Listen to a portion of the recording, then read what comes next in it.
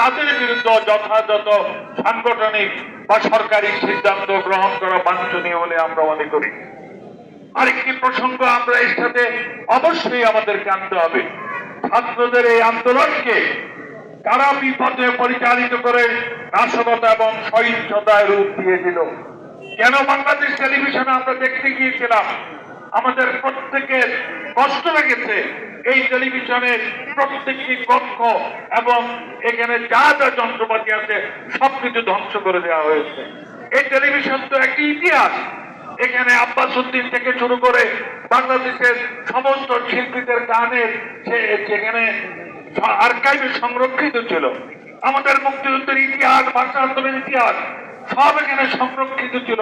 সব তো ধ্বংস করে দেওয়া হয়েছে, সব তো পুড়িয়ে দেওয়া হয়েছে। আমি আমার এই ইতিহাস কোথায় খুঁজে পাবো? তাহলে কারা আমাদের ইতিহাসকে পুড়িয়ে দিতে চায়? এটা তো এই যে রাষ্ট্রের সম্পত্তি, এগুলো তো কোনো সরকারের সম্পত্তি না, কোনো দলের সম্পত্তি নয়। এই সম্পত্তির মালিক এদেশের 18 কোটি জনগণ।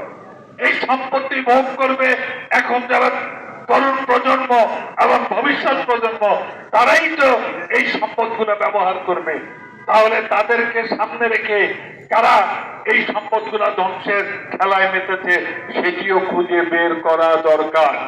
কাজে আমরা সরকারের প্রতি আহ্বান জানাই, ছাত্রদেরকে সামনে রেখে কারা গোলাম বাণিজ্যের মাঠ স্বীকার করে রাষ্ট্রের এই সম্পদ ধ্বংস করে এই পরিস্থিতি তৈরি করেছে সেটি সবাইকে বিবেচনায় নিতে হবে।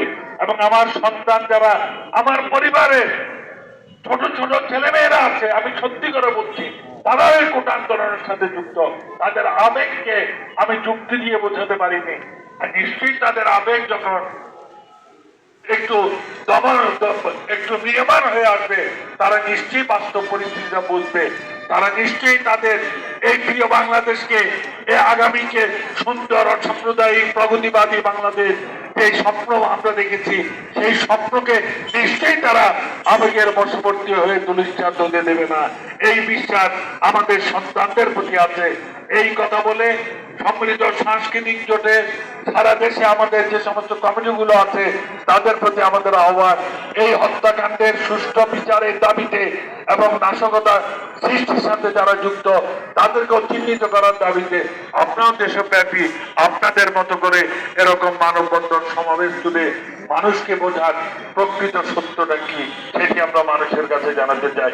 সংস্কৃতি কর্মীরা সবসময় অন্যায়ের বিপক্ষে, আমরা কখনোই অন্যায়ের পক্ষ নেই।